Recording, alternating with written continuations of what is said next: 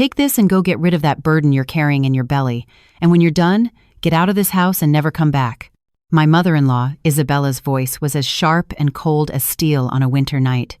It had been less than a week since my husband had died.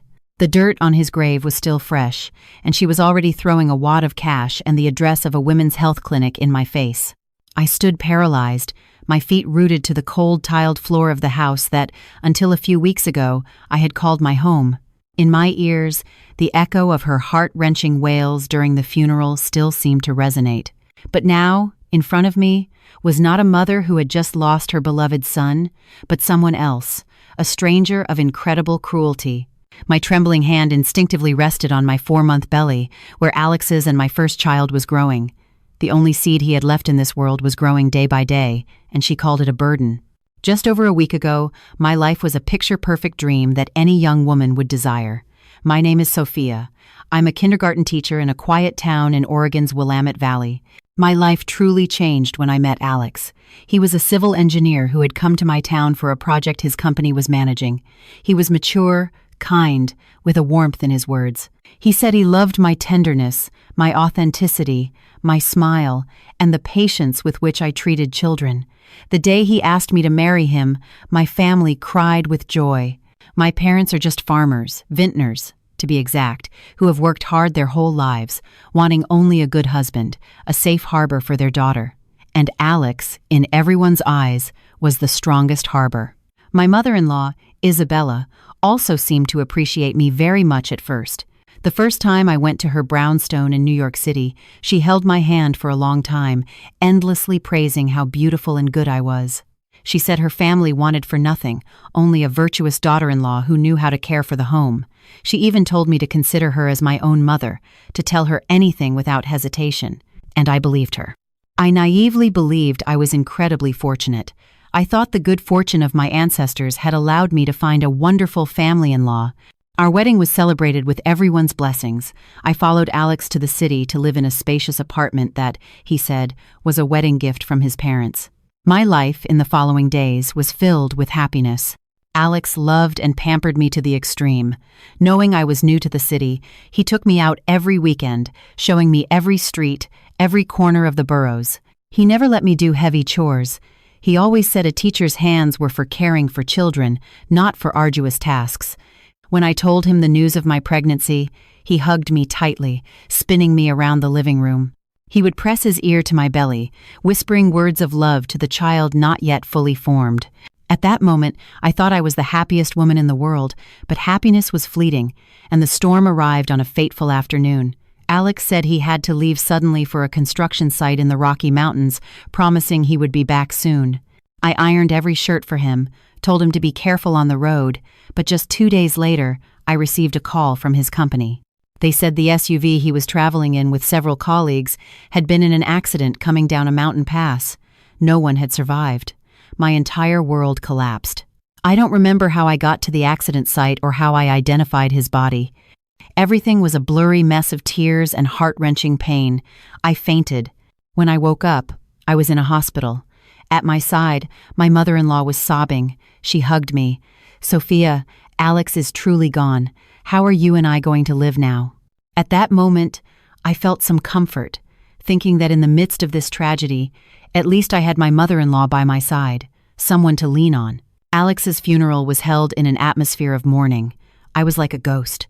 I only knew how to kneel by his coffin, crying until I had no tears left. But as soon as the last guests left, when only the family remained in the house, my mother-in-law changed. She was no longer crying. She sat on the sofa and looked at me with an unfamiliar coldness. She began to blame and reproach me. She said I was a bad omen, that I had brought bad luck to her son. Ever since he married you, his business started to go downhill. And look, now he's lost his life, leaving me, a poor widow, all alone. I was stunned, unable to believe what I was hearing. I tried to explain, but she cut me off. She took my house keys, the car keys. From now on, I manage everything in this house. You can't decide anything on your own. I tried to be patient. I thought maybe the grief over her son's death had unhinged her. I told myself I should understand her, be by her side in these moments. But she took my patience for weakness. Every day she became more despotic. She forced me to do all the housework, cleaning, washing, cooking for the relatives who came to offer condolences.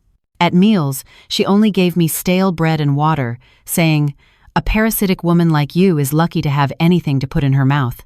I gritted my teeth and swallowed my tears, consoling myself that I had to be strong for the child in my womb, for the only bloodline Alex had left.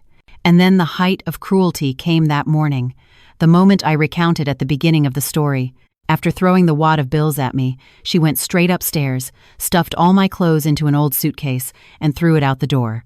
"Get out!" Her scream echoed throughout the house. The door slammed shut in front of me, locking away all the happy memories and throwing me onto the street. Helpless, penniless, with only pain, despair, and a small life growing in my exhausted body, I stood there under the relentless city sun, with the wad of bills she had thrown at me in my trembling hand, tears falling endlessly. What should I do now? Go back to my town? Make my elderly parents worry and suffer? Or go to that clinic, do what she said, and give up my child?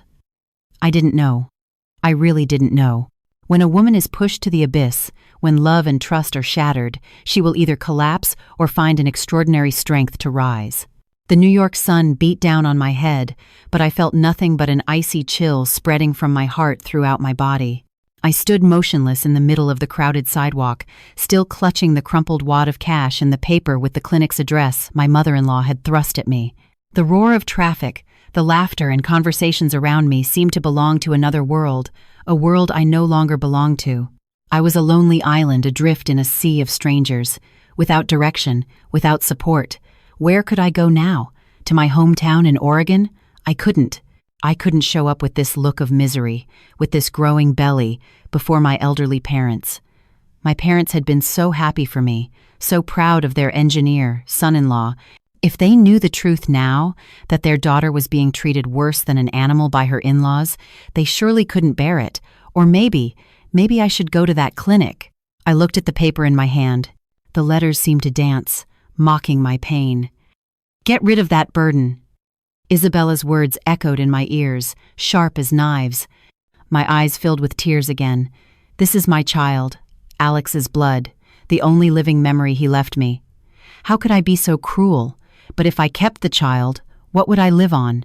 A pregnant woman, homeless, penniless, with no relatives in this enormous city. What could I do? I walked and walked aimlessly. My legs were exhausted, and my belly began to ache intermittently. I stopped at a stone bench under a tree and collapsed, hugging my belly tightly, as if I feared someone would snatch it from me. I watched the people passing by. Everyone seemed to be in a hurry. Everyone had a place to go back to. Only I was homeless. I cried. I cried for my wretched fate, for my late husband, and for my unborn child, who was already suffering the absence of a father and was about to be repudiated by his own grandmother. After a long while, I dried my tears. I couldn't die. I couldn't break down here. Even if I had to make the most painful decision, I had to check one last time. I had to make sure my child was still healthy. I didn't go to the address my mother-in-law gave me. I didn't want to set foot in that place where she had probably already arranged everything. I asked for directions on the street and found a small, private clinic hidden in a narrow alley. The sign was faded with time. I chose this place for its discretion, and perhaps because it suited my current desperate situation. The doctor who attended me was an elderly man with gray hair and thick glasses, but his eyes behind them were incredibly kind and perceptive. He looked at me, and then at my swollen belly. His voice was deep and warm. "Have a seat, miss. What seems to be the trouble?" I just shook my head. My voice broke. I want an ultrasound." He nodded without asking any more questions, kindly guiding me to the examination table. When the black and white image of my child appeared on the screen, when I heard the strong, regular beats of his heart, thump, thump, thump, thump, all the strength I had tried to build up crumbled. I burst into tears again. Choked sobs that I couldn't contain. The old doctor, Dr. Ramirez, according to the name embroidered on his white coat, showed no annoyance, simply offering me a tissue in silence. He waited until I finished crying before calmly pointing to the screen. "Your baby is very healthy. He's a boy, developing perfectly normally, with no signs of concern." Then he was silent for a long time, so long that I felt something was wrong. He turned off the ultrasound machine, helped me sit up, and asked me a question that had nothing to do with anything. "Miss, how long did you and Mr. Alex, your husband, know each other before you got married?" I was a little surprised, but I answered, "Almost a year. Was there any objection from the family before the wedding?" I shook my head. "No, sir. His mother seemed to be very fond of me." Dr. Ramirez frowned slightly. He looked at me in a strange way, a mixture of compassion and as if he had something difficult to say. Finally, he sighed. "All right, please wait outside for a moment. I'll write you a prescription for some vitamins." I left with a heavy heart. I sat on an old plastic chair, fiddling with the wad of cash my mother-in-law had given me. The beat of my child's heart still echoed in my head, strong and full of life, but that only increased my pain. What should I do? At that moment, Dr. Ramirez came out. He didn't hand me a prescription, but sat down next to me. He looked at the money in my hand and then at my swollen eyes. In a soft voice, he uttered a sentence that changed my destiny completely. "Miss, don't get rid of the child." I looked up, staring at him, stunned. "Doctor, what are you saying?" He looked me directly in the eyes. His gaze was no longer one of simple compassion, but of a strange determination. "Trust me. Just this once. Come with me to see someone. After you meet this person, you will understand everything." I was completely confused. My mind was spinning. Why would a strange doctor tell me these things? Who was the person he wanted me to meet? And what did all this have to do with my decision? But looking at his firm gaze, his sincerity without a trace of falsehood, a ray of hope, crazy and fragile, shone in my mind. I didn't know who the doctor wanted me to meet, nor did I understand why he said I would understand everything. But in that moment of absolute despair, the outstretched hand of a stranger suddenly became the only lifeline I could cling to. I sat there as if petrified for several seconds, my mind completely blank. Only Dr. Ramirez's phrase echoed, sinking deep into my head. "Come with me to see someone." Who? Why now? 1,000 questions swirled in my head, but as I looked into his firm, benevolent eyes, I felt a strange trust. Perhaps when a person has fallen to the bottom of despair, any ray of light, no matter how faint, is enough to hold on to. I had nothing left to lose. I nodded, a weak but decisive movement. "Yes, doctor. I'll go with you." "Doctor." Ramirez said nothing more, simply guiding me silently out of the clinic, around to a small back alley. An old gray sedan was already parked there. He opened the door for me and then got behind the wheel. The car started slowly, merging into the dense city traffic. I sat in the passenger seat, silently looking out the window. New York was still the same, noisy, hurried, as if no one cared about the pain of a small woman like me. I didn't ask Dr. Ramirez where we were going or who the person we were going to meet was. I simply remained silent, leaving my fate in the hands of this unknown man, perhaps because I was too tired to think or argue anymore. The car drove for about half an hour and then turned into a rather quiet residential area. Dr. Ramirez parked in front of a small cafe with a vibrant pink bougainvillea covering the porch. The place didn't have a big sign, just a small wooden plaque with the words Serenity Cafe. The interior was very cozy, with the aroma of freshly ground coffee and old books. A few customers were sitting, reading, talking in low voices. Dr. Ramirez led me to a table in the most secluded corner, where a man was already waiting. When that man lifted his head, my heart seemed to stop. I froze. My lips moved without a sound. Charles. The man was none other than Charles, Alex's best friend, his brother in all but blood. I had seen him several times at the wedding, and when he came to our apartment, he was a cheerful, sociable person and had always treated me very well. But why was he here? What did he have to do with all this? Charles stood up and pulled out a chair for me. His face no longer had its usual radiant smile. In its place was an expression of deep concern and remorse. "Hello, Sophia. Please, sit down. I'm so sorry you had to go through all this." I sat down, my mind still reeling. I looked at Dr. Ramirez and then at Charles. I didn't understand anything that was happening. Dr. Ramirez then spoke. "Charles, tell her the truth. She's suffered enough." Charles nodded, poured me a cup of hot tea, and pushed it towards me. "Sophia, drink a little to warm up. What I'm about to tell you might be very shocking, but I ask you to stay calm." I took the cup, trembling, but I didn't drink. I just stared at Charles, waiting. He took a deep breath. His voice became low and heavy. Sophia. Alex. Alex is not dead. Those 4 words, Alex is not dead, were like a bolt of lightning that split me in two. The teacup fell from my hands, shattering into 1,000 pieces on the table. The hot liquid splashed everywhere, but I didn't feel the burn. I felt nothing. My ears were ringing. All the sounds around me disappeared. I just stared at Charles with my mouth open, unable to utter a word. He's not dead. Then what was that funeral? Whose body did I hug? Did I cry over until I passed out? Why? Why did you all deceive me? I know you can't believe it, Charles said in an anguished voice. But it's the truth. That death was just a charade. A charade, I repeated in a voice that didn't sound like my own. Why? Why would he do something like that? To deceive me for what? I nearly screamed. Charles gestured for me to calm down. Sophia, please, listen to the end. Alex did it for a reason, a very compelling reason, Charles began to explain. He said that about 6 months ago, Alex's company suffered a major setback.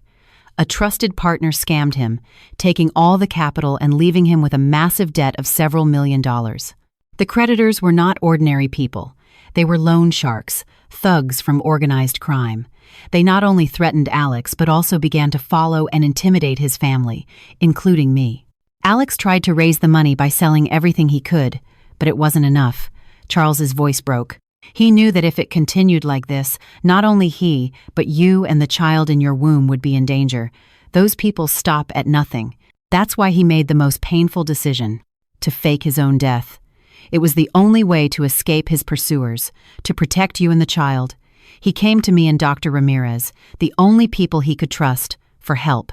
The body at the funeral was that of a homeless man of similar build who had died of a serious illness. We handled all the paperwork and arrangements with complete discretion. I listened, tears streaming down my face. The pain of losing my husband seemed to be relived, but this time it was mixed with shock, anger, and also a small ray of joy. He was alive. My husband was still alive. But why? Why didn't he tell me? Why did he let me suffer such extreme pain alone? Charles seemed to read my thoughts. Alex didn't dare tell you. He was afraid you wouldn't be able to handle it, that you would worry and reveal the secret. He just wanted you and the child to be absolutely safe. He instructed me to tell you the truth only if you were truly cornered. I burst into tears. It turned out that everything that had happened, the pain, the loneliness, was part of his plan, a cruel plan, but one born of love and sacrifice. But then another question arose in my mind, sharp as a blade. What if my mother-in-law, Isabella, also knew all this?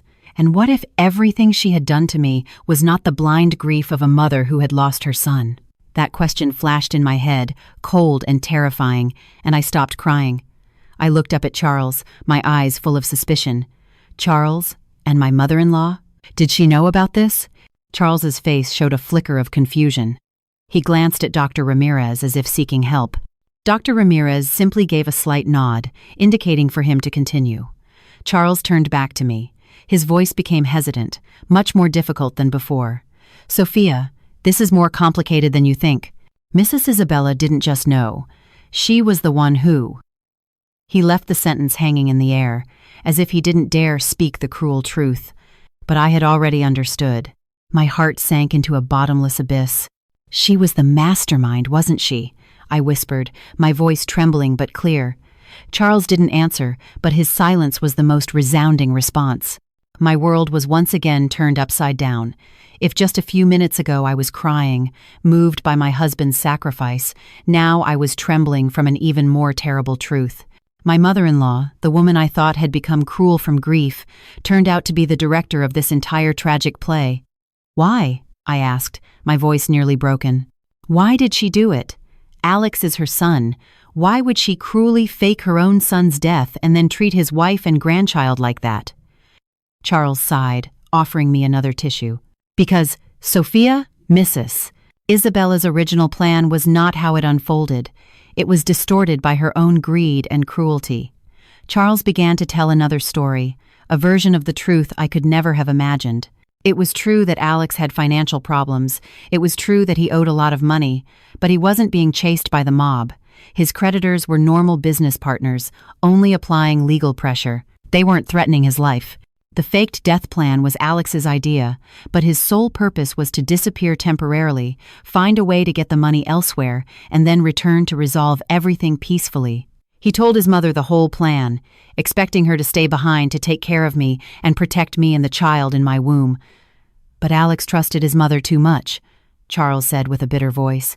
Isabella saw an opportunity in this plan, an opportunity to seize everything and get rid of what she considered a burden. She twisted Alex's plan into her own conspiracy. She told Alex that the creditors had come to the house, that they were extremely dangerous people, that they wouldn't spare me or the baby. She painted such a grim and terrifying picture to force Alex into a corner, to make him fully believe that cutting off all contact and disappearing completely was the only way to protect his wife and child.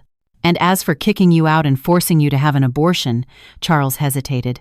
That was entirely Isabella's idea. She wanted to use the opportunity to get rid of you. She never truly accepted you.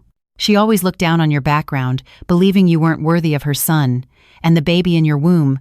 To her, it wasn't her grandchild, just a nuisance, a thorn that had to be pulled so that in the future, Alex could rebuild his life with another woman, a richer one, who could help him pay off the debt. I listened, my entire body frozen. Every word Charles said was like a red-hot iron needle piercing my heart. It turned out her cruelty wasn't an act, it was real. Her grief over losing her son was fake, but her coldness and cruelty towards me were genuine. She had used her own son's tragedy to carry out her selfish plan. She had deceived not only me, but also Alex, everyone. How could a mother be so ruthless? She preferred her son to live in torment, full of remorse, for her own grandchild not to be born, just to satisfy her calculations and her class prejudices. I couldn't cry anymore. The pain seemed to have surpassed the limit of tears. Now, in my heart, there was only extreme indignation and an infinite feeling of disgust. "And where is Alex now?" I asked in a hoarse voice. Charles shook his head. "I don't know for sure either. After arranging everything, he left following Isabella's instructions. He thinks he's doing the right thing to protect you. He has no idea that back home, his own mother is pushing you to your death." Charles took an old phone from his pocket. "This is the phone Alex used to contact me before he left. He wiped all the data, but I think there might be some trace left. He told me, if anything bad happens to Sophia, give this to her." I took the phone, trembling. It was like Pandora's box, containing both hope and painful secrets. I knew that from that moment on, my fight would not only be to find my husband, it would also be a fight to unmask the true face of a woman with the mask of a devoted mother, to claim justice for myself, for my son, and for the husband who was being deceived by his own mother. But I didn't know that by opening that phone, I would discover an even more terrible truth, a conspiracy that targeted not only me, but also Alex's life. Leaving the Serenity Cafe, my heart was a whirlwind of emotions. The feeling of having my husband back from the dead had barely settled when it was crushed by the truth about my mother-in-law's demonic face. I didn't go back to the miserable room I had temporarily rented. It wasn't safe anymore. Dr. Ramirez, very thoughtfully, had arranged a new place for me to stay, a small apartment in a quiet residential building. Alex asked me to prepare it beforehand, just in case something went wrong, he said. Those words stung my heart again. He had calculated every step to protect me, but he couldn't have foreseen the cruelty of his own mother. I sat alone in the clean, tidy apartment. The evening light streamed through the window, drawing bright streaks on the floor, but it couldn't warm the coldness in my heart. I looked at Alex's old phone on the table. It lay still, black and glossy like a mysterious door to a world I had never known. I was scared, very scared. Afraid that opening it would force me to face another painful truth, but I knew I couldn't escape. I took a deep breath, picked up the phone, and pressed the power button. The screen lit up, asking for a password. I tried Alex's birthday, my birthday, our anniversary, all incorrect. I was about to give up when I remembered a series of numbers Alex had mentioned jokingly. "This is the most important number of my life. If anything ever happens, use this." At the time, I just laughed, thinking he was kidding. Trembling, I entered that series of numbers. With a click, the screen unlocked. That number was our son's due date, My tears fell uncontrollably again. Until the very last moment, his mind was only on me and our child. The phone's interface was completely empty. No contacts, no messages, no photos. Just as Charles said, Alex had erased everything. Disappointed, I was about to turn it off when I saw a strange app with the icon of a small notebook called Memories. I tapped on it. It asked for a password again. This time, I didn't have to think hard. I typed my name, Sophia, and the last secret door opened. Inside were not sentimental diaries, but audio files carefully arranged by date, accompanied by brief notes. I played the first file, recorded about 6 months ago. The voices of Alex and his mother came through. "Mom, I'm sorry. I've really let you down. Well, it's done. At this point, talking is useless. Listen to me. There's only one way to get rid of those creditors. You have to disappear." I kept listening. Each audio clip revealed the entire process by which Isabella had manipulated and pressured Alex into accepting the faked death plan. She had exaggerated the danger of the creditors, painting a scenario where I and the baby would be kidnapped and tortured. She had attacked Alex's weakest point, the unconditional love he felt for me. But what left me paralyzed was an audio file near the end, recorded just 1 day before Alex's accident. In that recording, besides the voices of Alex and Isabella, there was another male voice, deep and hoarse, his uncle, whom I had never met. "Don't worry, sis. I've arranged everything. Have Alex take that highway. When he reaches the exact spot, the truck's brakes will accidentally fail. There won't be a trace left. The police will declare it a tragic accident." Isabella's voice sounded chillingly cold. "Good. Make sure it's clean. As for his little wife and that burden, once Alex is gone, I'll take care of them myself." I sat motionless in the chair. The phone fell from my hand to the floor with a dull thud. My ears were ringing. The blood in my veins turned to ice. Accident. Brakes will accidentally fail. This was no longer a faked death plan. It was a murder conspiracy. She, the woman I called my mother-in-law, didn't just want to fake her son's death, she actually wanted to kill him. She wanted her son to die for real, so she could keep all the fortune, so she could get rid of me and the grandchild she hated. A wave of nausea rose in my throat. I ran to the bathroom and vomited violently. This truth was too cruel, too horrible, beyond anything I could have imagined. I thought she was evil, but I couldn't imagine she was a demon in human skin, willing to kill the son she had given birth to. I collapsed onto the cold bathroom floor, trembling from head to toe. Now I understood everything. Alex wasn't hiding. He was in real danger. Maybe he had realized something strange about his mother's plan, and that's why he recorded the conversations. Maybe he hadn't followed the route they had laid out for him. But where was he? Was he safe? I picked up the phone. My hand was still shaking. I knew I couldn't just break down here. I had to find him. I had to save him. This fight was no longer about claiming justice. It was a fight to save my husband's life from the clutches of a diabolical mother. But where to begin?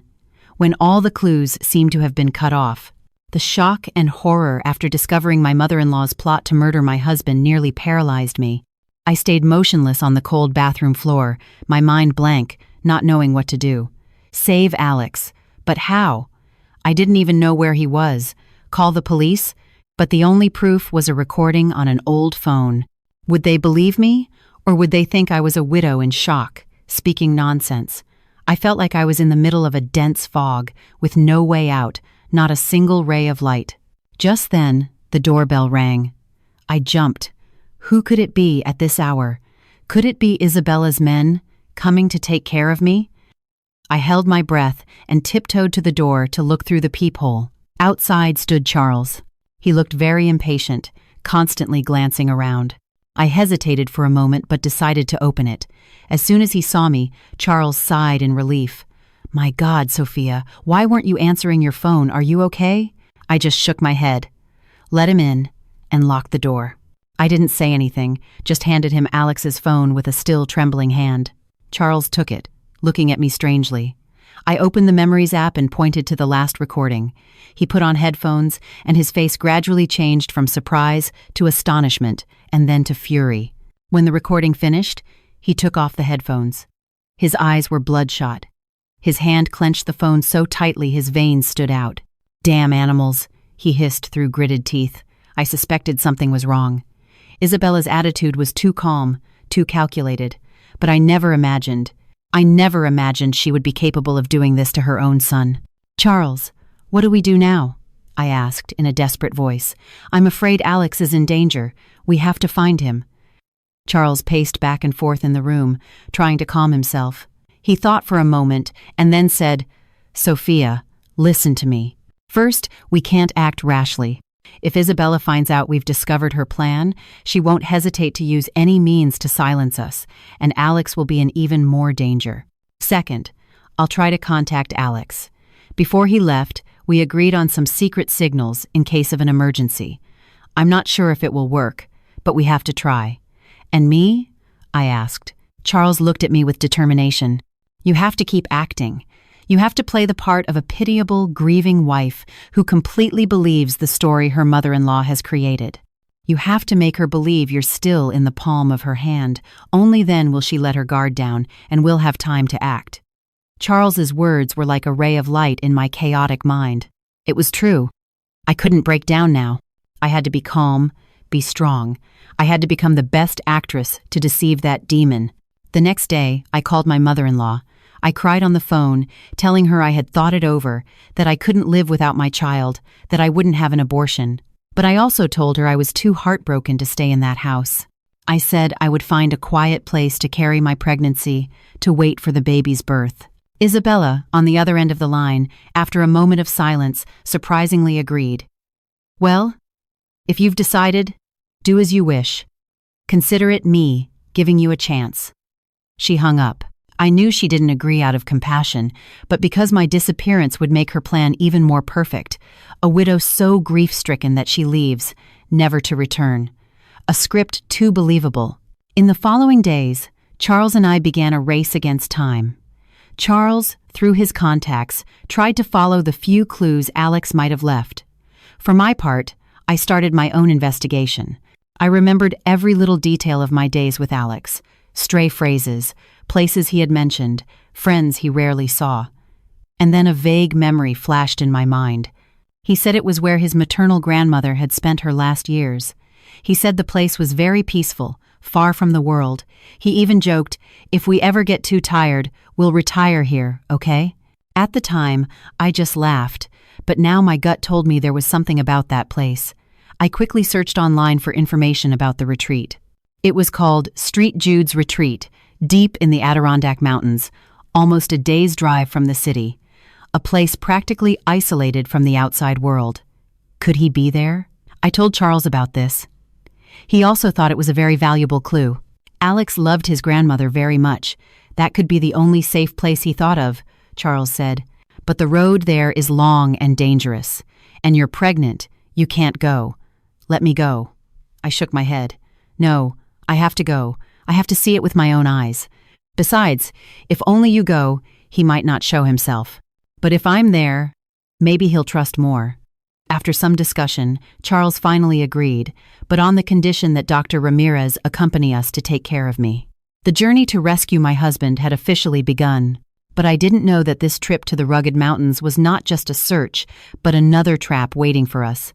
And the trapper, this time, was someone I could never have imagined. The decision was made. We couldn't waste a second. That very night, we prepared for the trip to the Adirondacks. Charles arranged to rent a spacious and discreet minivan. Dr. Ramirez meticulously prepared a complete first aid kit, from pregnancy medications and vitamins to emergency supplies. As for me, I only packed a couple of loose-fitting clothes and, most importantly, Alex's old phone. It was my talisman, the only evidence that could change the course of events. At dawn the next day, while the city was still shrouded in morning fog, our car set off quietly, leaving behind the noisy, scheming metropolis. I sat in the back seat, my hand instinctively on my belly. My little one seemed to sense his mother's tension. He gave me a gentle kick, as if to comfort me. I looked out the window. The tall buildings receded, giving way to green fields and the familiar country roads. An indescribable feeling washed over me.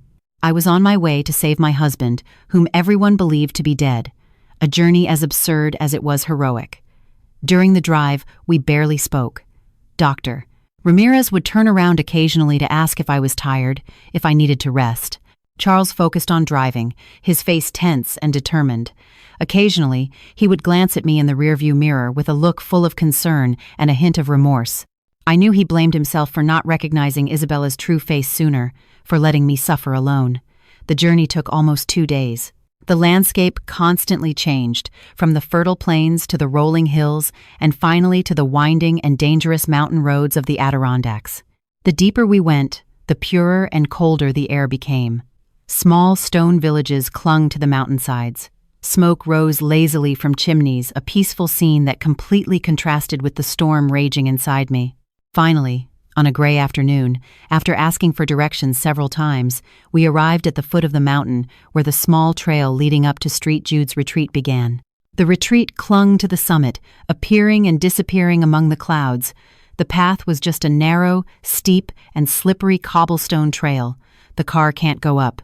We'll have to walk," Charles said, looking at the steep slope. "Sophia, can you make it?" I nodded without hesitation.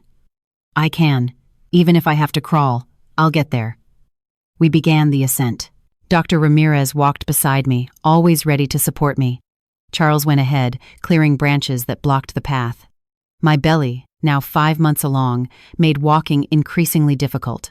With every step, I felt short of breath, but every time I thought of Alex, that he might be up there, alone, and perhaps in danger, I found the strength to continue. After almost an hour of struggling up the slope, we finally saw the ancient gateway of the retreat before us. It wasn't large, built entirely of stone and wood, with a solemn, moss-covered air. The silence was so profound you could hear the leaves falling and the murmur of a distant stream. A couple of elderly monks were sweeping leaves in the courtyard. Seeing us, they simply put their palms together, bowed, and continued their work. We went directly to the main chapel. The abbot, a man over 70 with a white beard and hair, was meditating in front of the altar. Seeing us, he slowly opened his eyes. His eyes were kind and bright. "Pax vobiscum, pilgrims who come from so far must be weary," he said in a warm, resonant voice. Charles respectfully put his hands together. "Father, we've come looking for someone. His name is Alex. He might have come to stay here about a week ago." The abbot looked at us in silence, one by one. His gaze rested on me and my swollen belly for a long time. Finally, he shook his head. "I'm sorry, pilgrim. I've never heard that name. And we haven't had any guests requesting to stay recently." My heart sank. All the hope, all the effort of the climb seemed to vanish. We were wrong. Alex wasn't here. I was so disappointed I almost fell. Dr. Ramirez quickly supported me. Just then, a young novice ran in, put his palms together, and addressed the abbot. "Father, the guest in the West Wing cell has asked me to go down to the village to buy some medicine." The abbot nodded. "Go, my son." The novice turned to leave, but Charles stopped him. "Wait a moment, young man. Could you tell me what the guest in the West Wing looks like?" The novice replied innocently. "He's tall, seems very kind. He's only been here a few days. He said he came to find peace. Oh, and he told me that if anyone asks, to say there's no one here." My heart pounded. It was him. It had to be him. Charles and I looked at each other, unable to hide our joy. We quickly thanked the abbot and headed towards the West Wing. But just as we were leaving the chapel, a familiar and chilling voice sounded behind us. "Looking for Alex? You don't have to look. He's not here." We spun around. There, leaning against an old yew tree, was Dr. Ramirez. But his gaze was no longer kind and benevolent. In its place was a cold, mysterious, and dangerous smile. In that instant, time seemed to stand still. I stood paralyzed, staring at Dr. Ramirez, the man I had trusted, into whose hands I had placed my fate. The smile on his lips was twisted, icy, completely alien to the image of the kind-hearted doctor I had known. The entire peaceful atmosphere of the ancient retreat suddenly became oppressive, charged with danger. Charles was the first to react. He stepped forward, placing himself between the doctor and me, his voice tense. "Dr. Ramirez, what is the meaning of this?" Dr. Ramirez didn't answer Charles. His eyes were fixed on me, a look that I now recognized not as compassion, but as the triumph of a hunter watching his prey fall into the trap. "My dear, you're smarter than I thought," he said, his voice still deep and warm, but now with a mocking undertone that chilled my blood. "I thought you would docilely go to the clinic your mother-in-law recommended. I didn't expect you to end up at mine. It truly is fate. You," I exclaimed, my voice trembling. "You set this trap. You brought me here on purpose, Doctor." Ramirez laughed. A dry laugh that echoed in the silence of the retreat's courtyard. "Very clever. But it's too late. Alex is not here. He has never been here. This place is just a trap I prepared to lure you in." "Why?" Charles roared. "You were friends with Alex's father. Why are you doing this? Why did you ally with Isabella to harm him? Friend? Doctor," Ramirez sneered. "Alex's father and I were never friends. I hate him. I hate him to the core, and I've waited 30 years for this opportunity." Then he began to tell a story from the past, a story full of hatred and betrayal. It turned out that Dr. Ramirez and Alex's father had been best friends in their youth, starting a business from scratch. But when the company began to prosper, Alex's father betrayed him, stealing all his shares and leaving him on the street without a penny. Not only that, but he also used deceit to steal the woman Doctor Ramirez loved most, the one who would later become Alex's mother. "That man took everything from me," Dr. Ramirez hissed, his eyes bloodshot. "It took me years to rebuild my career to get where I am today. I swore I would make his entire family pay. I would make them taste the feeling of losing everything, just like I did back then." His plan for revenge had been prepared with diabolical precision. He approached Isabella, taking advantage of her greed and stupidity to turn her into a pawn in his game. He was the one pulling the strings, the one who taught Isabella how to manipulate Alex, how to stage the faked death. "She thinks she's so smart, but she's just a stupid puppet," Dr. Ramirez mocked. "And Alex, he's just like his father, stupid and gullible." He walked right into the cage I prepared for him. "Then where is Alex?" I asked, my voice broken with despair. Dr. Ramirez looked at me. His smile became even more sadistic. "He's in a very safe place, a place he can never return from. And you, my dear girl, you and that burden you're carrying will soon join him." Just as he finished speaking, 4 burly, menacing-looking men emerged from behind the trees, surrounding us. Charles quickly pushed me behind him, taking a defensive stance. "What do you want?" he shouted. "Doctor!" Ramirez said nothing, just gestured with his head. The 4 men lunged at us. Charles fought bravely.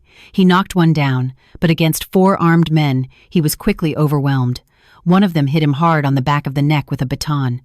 Charles collapsed, unconscious. "Charles!" I screamed, trying to run towards him, but 2 other men held me tightly. I struggled, scratched, but it was useless. What strength can a pregnant woman have against 2 robust men? "Doctor," Ramirez approached slowly. He took a syringe with a yellowish liquid from his jacket pocket. "Easy now, girl," he said in a sickeningly sweet voice. "It won't hurt. Just a moment, and all your worries will be over." I watched the sharp needle approaching. Panic seized me. No, I can't die. My son. I have to protect my son. I gathered all my strength and bit down hard on the arm of the man holding me. The man screamed in pain and loosened his grip. Seizing the opportunity, I broke free and ran desperately towards the main chapel, screaming nonstop, "Help! Help! Murderers!"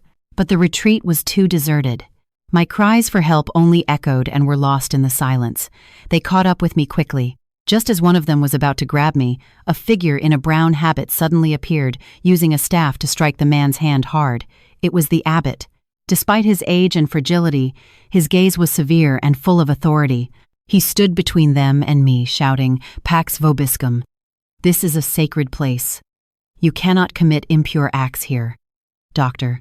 Ramirez frowned, somewhat surprised by the monk's intervention, but then he scoffed. Old man, if you value your life, step aside. This is none of your business. The abbot didn't flinch. Pilgrim, there is still time to repent. He who sows the wind reaps the whirlwind. When will this chain of revenge end? While they argued, I realized something. Alex's old phone. I still had it in my coat pocket. Trembling, I took it out and surreptitiously opened the Memories app and pressed the record button. I didn't know if it would do any good, but it was the only thing I could do. But it seemed that heaven had not closed all doors for my son and me. In the distance, the sound of a siren grew louder and louder. The sound of a police car broke the deathly silent air of the retreat. Dr. Ramirez and his henchmen froze. Their faces turned pale. The sadistic confidence on his face was quickly replaced by panic. "Damn it! How are there police here?" he muttered, then turned to his men and shouted, "Get out! Quick!" They no longer dared to waste time. They helped their companion injured by the abbot and ran towards the back, quickly disappearing into the dense forest. I leaned against one of the church's wooden columns, feeling my legs give way. If it hadn't been for the abbot and the sudden police siren, I don't know what would have become of my son and me. A few minutes later, a group of uniformed police officers, along with several plainclothes detectives, rushed into the courtyard. The one in the lead, a lieutenant with a firm face, approached quickly. "We received a tip about a possible homicide here. Is everyone all right?" The abbot put his hands together. "Pax vobiscum. Thanks to your timely arrival, this young woman was about to face great danger."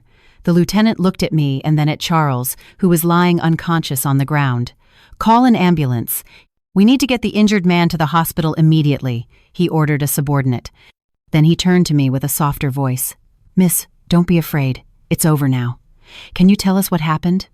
I was still trembling, but I took a deep breath to calm myself. I told him everything, how Dr. Ramirez had deceived me into coming here, his revenge plot, and the attack we had just suffered. I didn't forget to give the lieutenant Alex's old phone. "Sir, there are very important recordings on here. Not only about the murder attempt my mother-in-law planned against my husband, but also the conversation from a moment ago with Dr. Ramirez." I managed to record it. The lieutenant took the phone. His face became extremely serious as he listened to me. He immediately handed it to a forensic technician. "Analyze and recover all data immediately. This is crucial evidence." The ambulance arrived and took Charles away. Before they left, a paramedic said he only had a mild concussion, nothing life-threatening. I could finally breathe a sigh of relief. I was taken to the local police station to give a detailed statement. The abbot also went as a witness. On the way, the lieutenant sat with me in the car. He introduced himself as Detective Morales, head of the Homicide Division. "Miss Sophia, we've actually been following your family's case for several weeks," he said, much to my surprise. "After receiving Mr. Charles's report and the initial evidence from the phone, we realized this wasn't a simple family matter. It was connected to an organized crime ring." Detective Morales explained that Dr. Ramirez, whose real name was Ramiro Vargas, was not just a doctor. He led an organization specializing in fraud, staged accidents, and settling scores. Alex's father had been a member of that organization. The betrayal 30 years ago was actually an internal purge. Alex's father double-crossed him, kept all the illegal money, and let Ramiro take the fall and go to prison. Ramiro's revenge plan wasn't just aimed at your husband's family, but also at recovering his old fortune, Morales said. Your mother-in-law, Isabella, was just a pawn he used, and your husband, Alex, was the main target. "So, is Alex safe, sir?" I asked anxiously. Morales looked at me with a complex expression. "We haven't been able to locate him yet. But we are sure of one thing.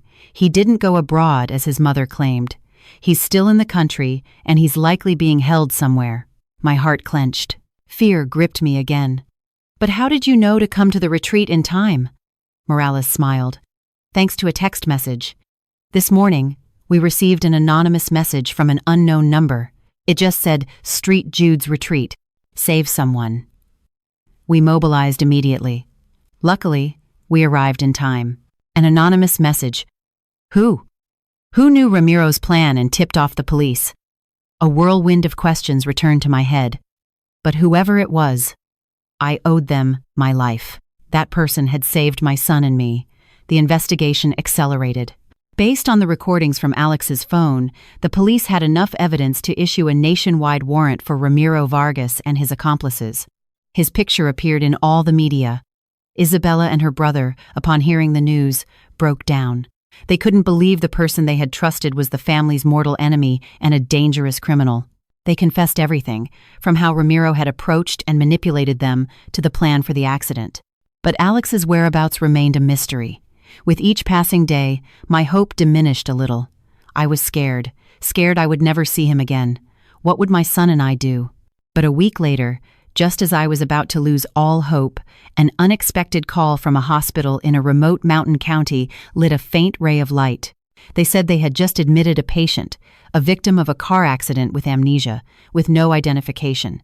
The only identifying mark was a long scar on his left arm. A long scar on his left arm. My heart stopped for a moment. I remembered that scar perfectly. A memento from college when Alex fell off his motorcycle once while giving me a ride. It had become an unmistakable mark. Is the scar near his elbow? I asked, trembling, clinging to that fragile hope. Yes, miss, the nurse on the other end replied. The patient has multiple traumas, especially to his head, which has caused temporary amnesia. He's awake now, but he doesn't remember who he is. He doesn't remember anything. I didn't hear anything else, the nurse said. My ears were ringing, tears streaming down my face. This time, they were tears of joy and hope. He was alive. My husband was truly alive. I quickly gave the news to Detective Morales. He immediately sent 2 detectives with me to that hospital to confirm the identity. The journey to that rural hospital was even longer than the one to the retreat, but I felt no fatigue. My heart just beat with anxious anticipation to see him again, to see him in the flesh. When we arrived, it was already dusk. The hospital was small, old, and poorly equipped. I followed the nurse's directions, quickening my pace. The door to room 102 opened slowly. There, on a white iron bed, was him. Although his face was gaunt, thinner, and his head was bandaged, I recognized him instantly. The same high forehead, straight nose, and thin lips I loved so much. He was sitting up, leaning against the pillows, his gaze lost out the window, an empty, soulless gaze. "Alex!" I called softly, my voice breaking. He turned slowly and looked at me with the eyes of a complete stranger, a look without a shred of recognition. He looked at me and then at my swollen belly with curiosity, but without recognizing me. My heart shattered. He had truly forgotten me. He had forgotten the wife who was carrying his child in her womb. I approached and sat on the edge of the bed. I reached out, trying to touch his arm where the familiar scar was, but he slightly withdrew his hand, a reflex action of defense against a stranger. "Excuse me, who are you?" he asked in a hoarse, weak voice. I tried to hold back a sob, forcing a smile. I'm Sophia. I'm your wife." He frowned with an expression of disbelief. "My wife? I don't remember anything." The detectives at the door said nothing, just watched silently. I knew this was not the time to cry. I had to help him remember. I began to tell him our story. From the first time we met in my town, our dates, the day he proposed, our happy wedding. I told him about the son we were going to have, how happy he had been. The more I talked, the more I cried. He just listened in silence. His gaze was still lost, but there seemed to be a slight stirring of emotion. After I finished, a doctor came in. He said Alex's injury was very complex. Memory recovery could take a long time, and he might not even recover it completely. Hearing that, my heart sank again, but I didn't let myself despair. As long as he was alive, as long as he was here by my side, even if he didn't remember me, I would never give up. In the following days, I asked to stay at the hospital to care for Alex. I didn't want to be separated from him for a second. Every day, I patiently told him our old stories, showed him our photos, cooked the dishes he used to love, hoping a familiar taste might awaken something. But the response was always his silence and his empty gaze. Meanwhile, the police investigation was making great strides. Based on Isabella's statement and the evidence gathered, they had narrowed down Ramiro's possible hiding place. Detective Morales told me that Ramiro was an old, cunning fox, that he wouldn't be easy to catch, but he also believed that justice, though slow, always arrives. One afternoon, while I was peeling an apple for Alex, he suddenly spoke. "You say you are my wife. Then why? Why am I here alone? Why has no one else come to see me?" His question left me frozen. I had never told him about his mother's and Dr. Ramirez's conspiracy. I was afraid it would be too great a shock for him in his current state. I just told him that the family was busy with important matters and couldn't come, but it seemed that even though he had lost his memory, his instinct was still intact. He looked at me, and his gaze was no longer that of a complete stranger, but had a hint of scrutiny. Are you hiding something from me?" I didn't know what to answer. I just lowered my head and continued peeling the apple in silence. I didn't know that this very question would be the key that would unlock a bolted door of memory, and that the truth he was about to remember would be linked to an even more surprising secret: the identity of the person who tipped off the police to save me that day. Alex's question echoed in my mind, preventing me from finding peace. He had lost his memory, but his instinct seemed incredibly sharp. I knew I couldn't hide it from him forever. As painful as the truth was, he had a right to know. But how could I tell him when every detail of the story could be a stab to his already fragile psyche? I decided to start with the simplest things. That night, after the nurse had checked on him, I sat beside him on the bed and took his hand. "Alex, I know you have many questions. I'm not going to hide anything from you anymore. But I need you to promise me that whatever you hear, you'll stay calm, okay?" He looked at me, still with a hint of doubt, but finally gave a slight nod. I began to speak slowly, trying to keep my voice from trembling. I didn't immediately tell him about the murder plot by his mother and Dr. Ramirez. I only told him about his company's difficulties, his decision to fake his death to protect me. I told him about my pain, thinking I had lost him forever. I told him how his mother had treated me afterwards. The more I talked, the more I was unable to hold back my tears. Alex listened in silence. His hand, in mine, squeezed slightly. He said nothing, but I saw in his empty eyes waves of emotion beginning to form. "So, my mother kicked you out and forced you to get rid of our child?" he finally spoke. His voice was hoarse, incredulous. I nodded.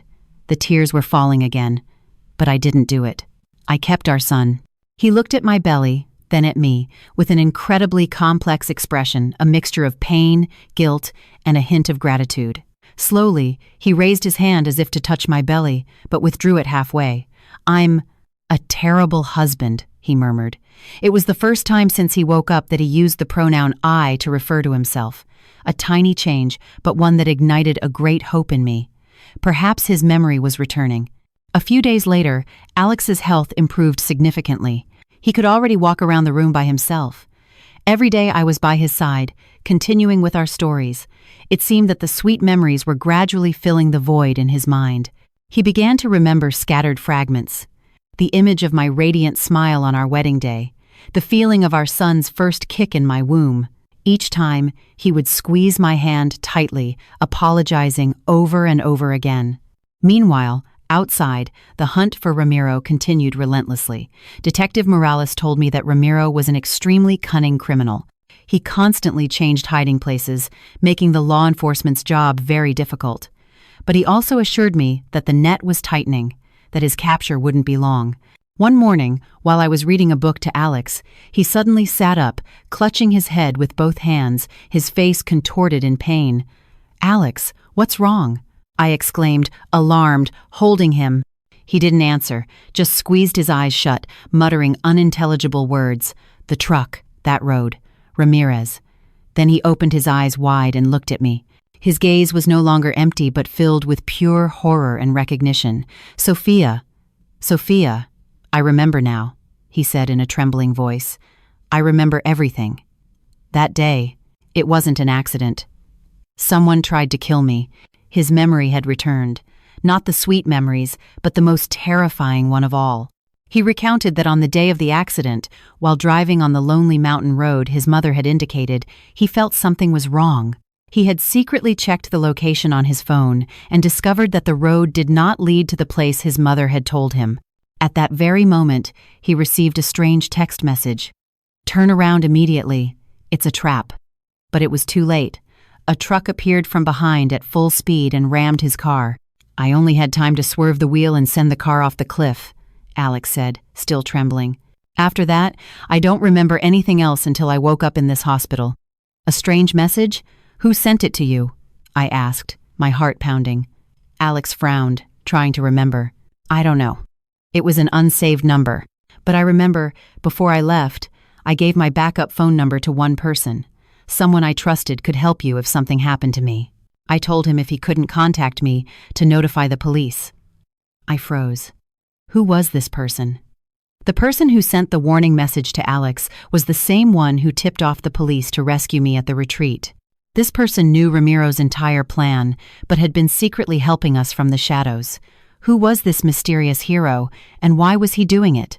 The terrifying memory of the accident threw Alex into a state of great agitation. He kept talking about the truck, the mountain road, and the mysterious warning message. With great difficulty, along with the nurses, we managed to calm him down and administer a sedative.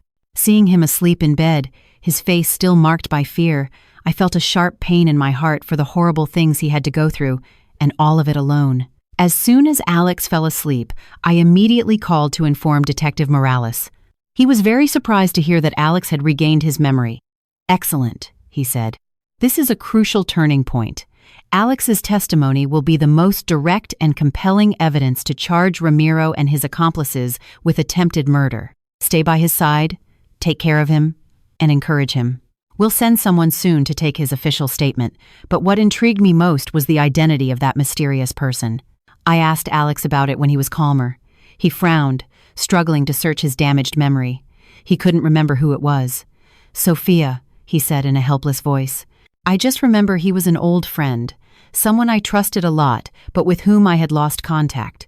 I ran into him by chance a few days before everything happened. I felt something wasn't right with my mother's plan, so I gave him the backup number and asked him to keep an eye on you, an old friend he had lost contact with.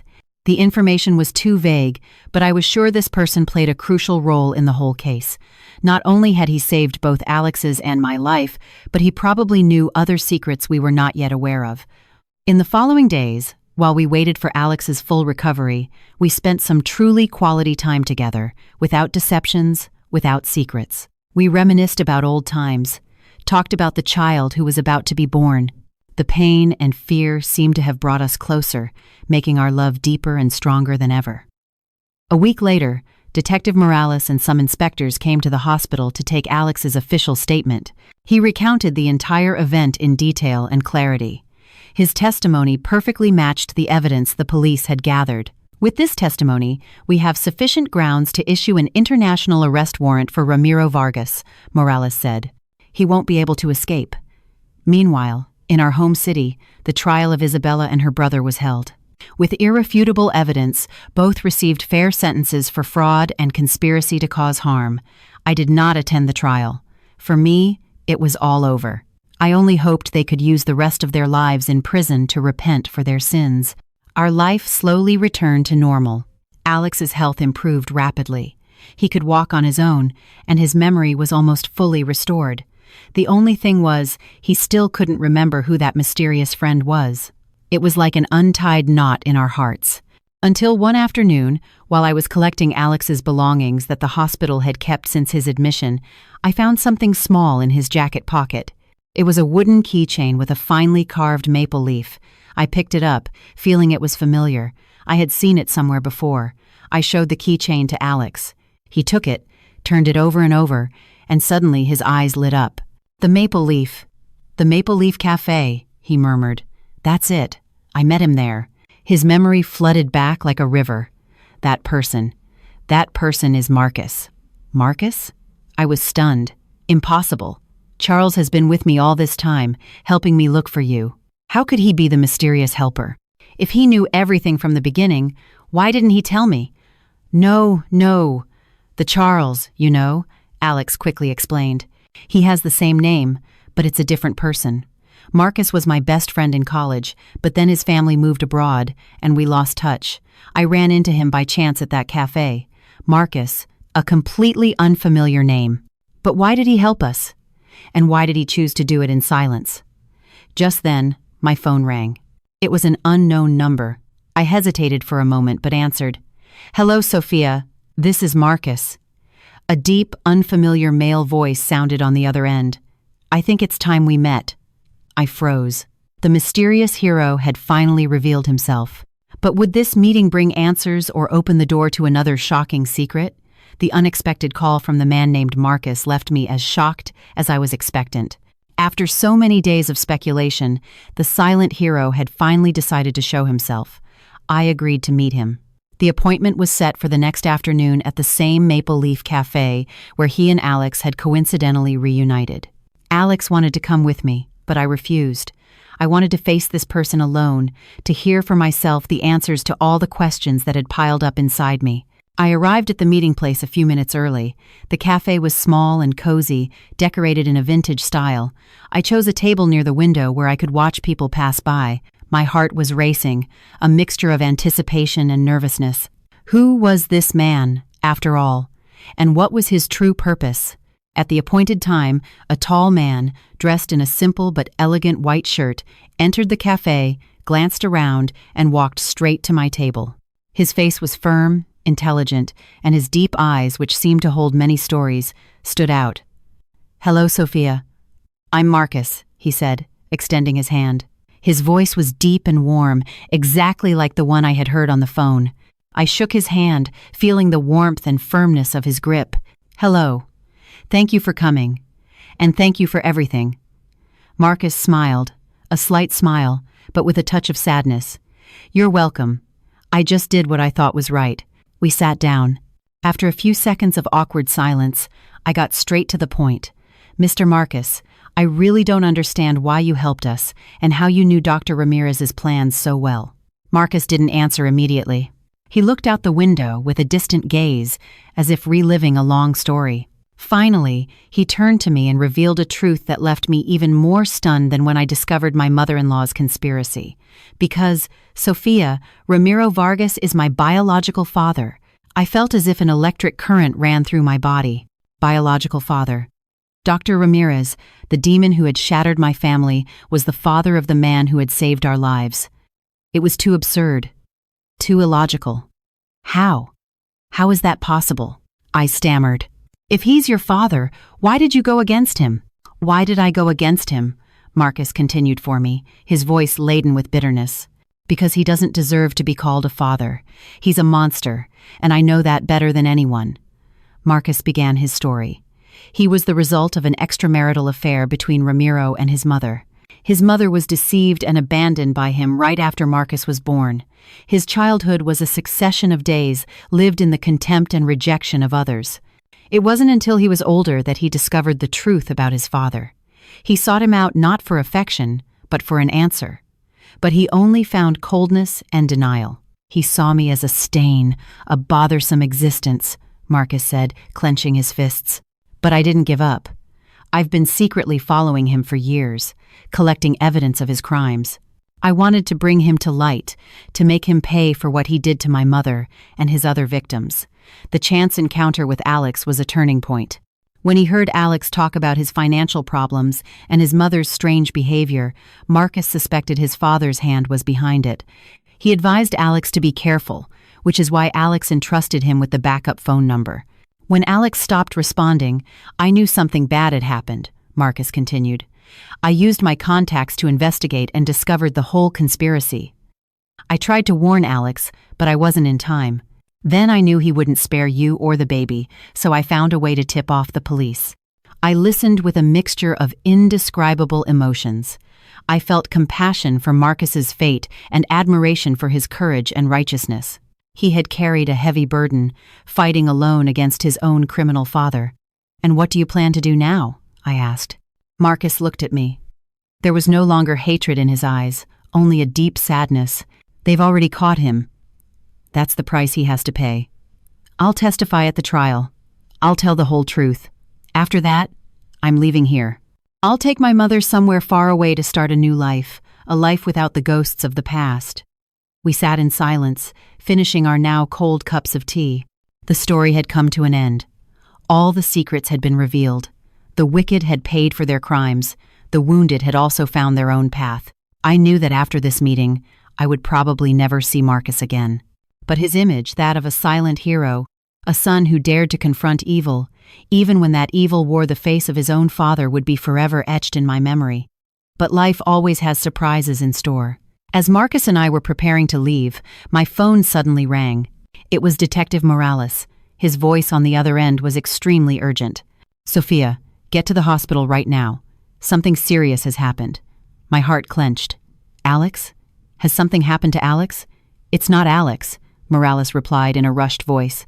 "It's Ramiro Vargas. He's escaped from custody." Escaped. Those two words were like a lightning bolt that left me stunned. Ramiro, the demon who had caused so much evil, who had been captured and should be in prison awaiting trial. How could he have escaped? Marcus, beside me, also froze. His face paled, and the peace that had just appeared in his eyes was replaced by extreme tension. "I'm on my way now," I told Morales and hung up. "Let's go," Marcus said in a decisive voice. He took my hand and pulled me out of the cafe. "This is not the time to panic. He's escaped. His first targets will be the most important witnesses: me, you, and possibly Alex." Marcus's words were like a bucket of cold water that brought me back to my senses. It was true. Ramiro was a cunning and ruthless fox. He wouldn't hesitate to use any means to silence those who could testify against him. My son, Alex, and I were in real danger. We ran to the car and headed straight for the hospital. Throughout the journey, Marcus was constantly on the phone, probably to his contacts to get more information. Beside him, I felt my heart in my throat, fear coursing through my body. I wasn't afraid for myself. I was afraid for Alex, and for the child I was carrying. When we arrived at the hospital, the area was already cordoned off by the police. Detective Morales was waiting for us at the entrance, his face serious.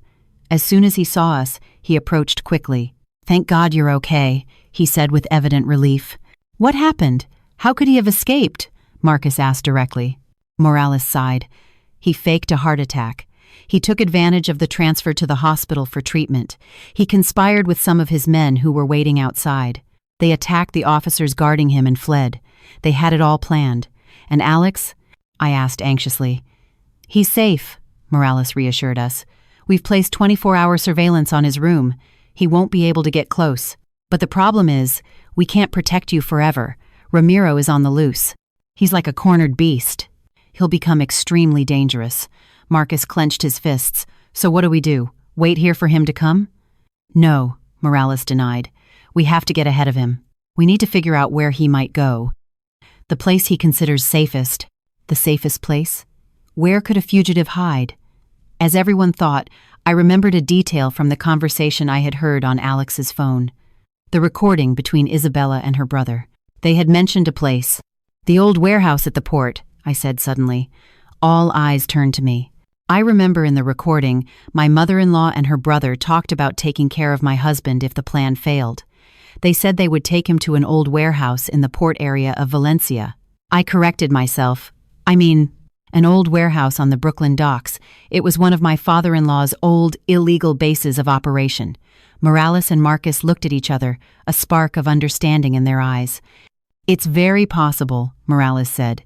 "It's an ideal place to hide, discreet, and with an easy escape route by sea if they're discovered." Without hesitation, Morales grabbed his radio and ordered a special operations team to secretly head to the port area to investigate. "Now, the important thing is for you two to be in a safe place," Morales told us. "We'll take you to a police safe house." I shook my head. "No, sir. I'm not moving from here. I want to stay with Alex." I looked towards his room with determination. He's just recovered his memory. His emotional state is very fragile. I can't leave him alone at a time like this. "But it's very dangerous," Morales objected. Marcus intervened. "Detective, let her stay. I'll stay with her. I won't let Ramiro get near them." Seeing our determination, Morales finally agreed. He reinforced security at the hospital, turning the hallway leading to Alex's room into an impassable zone. That night, the hospital was plunged into an atmosphere of suffocating tension. I, Marcus, and 2 police officers stood guard in Alex's room. We had informed him of Ramiro's escape. He said nothing, just squeezed my hand tightly, his eyes full of worry. No one could sleep all night. Every strange noise in the hallway made us jump. Almost at dawn, when exhaustion was beginning to set in, one of the officers' radios crackled to life. It was Morales' voice, urgent and clipped. "Team 1 reporting. We've located Ramiro and his accomplices in warehouse number 7. Suspects are armed and offering heavy resistance, requesting backup immediately." My heart clenched. The final confrontation had begun. But what would be the outcome? Would justice be served, or would Ramiro escape once more to continue spreading terror? Our lives seemed to be decided in a place far away. The radio fell silent, but its echo resonated in the small room. We looked at each other, our eyes filled with anxiety and a sliver of hope. The battle was nearing its end, but we didn't know how it would finish. Alex squeezed my hand tightly. He said nothing. but I could see the extreme worry in his gaze. Marcus also stood up, looking towards the door as if he wanted to run out and help. "Stay here, Marcus," I said, trying to remain calm. "There's nothing more we can do now. We can only wait." We waited like that. Every second felt like a century. Outside, the sky began to lighten. The faint light of dawn filtered through the window but couldn't dispel the heavy atmosphere in the room. Almost an hour later, the radio crackled again. This time, it was Morales' voice, tired but with an unmistakable tone of relief. "Suspect Ramiro Vargas and all accomplices are in custody. Case closed." We let out a collective sigh of relief. A huge weight seemed to lift from our shoulders. Alex hugged me tightly. His tears fell on my shoulder. "I thought I'd never see you again." "Not you or the baby," he said between sobs. "I'm sorry, Sophia. I'm so sorry I put you through so much." I stroked his back, my own tears streaming down my cheeks. "It's okay, my love. As long as you're alive, as long as we're together, that's all that matters." Marcus watched us, smiling, a smile of true peace. A few days later, Alex was discharged. We decided not to go back to the old apartment, a place filled with too many painful memories. We moved to a safer place, a small apartment in another building, under police protection until everything was completely resolved. The trial of Ramiro Vargas and his accomplices was held shortly after.